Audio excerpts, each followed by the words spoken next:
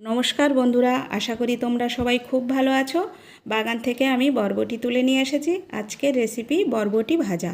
যারা বরবটি খেতে পছন্দ করে না, এইভাবে বানিয়ে দিলে আবারও বানাতে বলবে।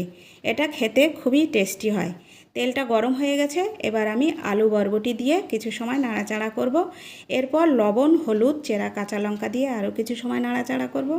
এরপর সামান্য একটু জলের ছিটে দিয়ে সেদ্ধ হওয়ার জন্য এটা ভালো করে ঢেকে দেব। সেদ্ধ হয়ে গেলে এটা নামিয়ে নিয়ে কড়াইতে দিয়ে দেব বিউলির ডালের বড়ি, ভেজে নিয়ে তুলে রাখবো। এরপর ফোড়নে দিয়ে দেব শুকনো লঙ্কা, তেজপাতা, 5 ফোড়ন, হিং, ভেজে রাখা চিংড়ি মাছ, কেটে রাখা টমেটো, জিরে গুঁড়ো, ধনে গুঁড়ো, শুকনো লঙ্কার গুঁড়ো দিয়ে সামান্য একটু জল দিয়ে মশলাটা ভালো করে কষিয়ে নেব। কষানো হয়ে গেলে ভেজে রাখা সবজিটা এর মধ্যে দিয়ে দেব। এরপর 5-7 মিনিট নাড়াচাড়া করে নিয়ে নামিয়ে নিয়ে গুঁড়ো করে রাখা বড়ি দিয়ে গরম গরম পরিবেশন করো। ভিডিওটি দেখার জন্য অসংখ্য ধন্যবাদ।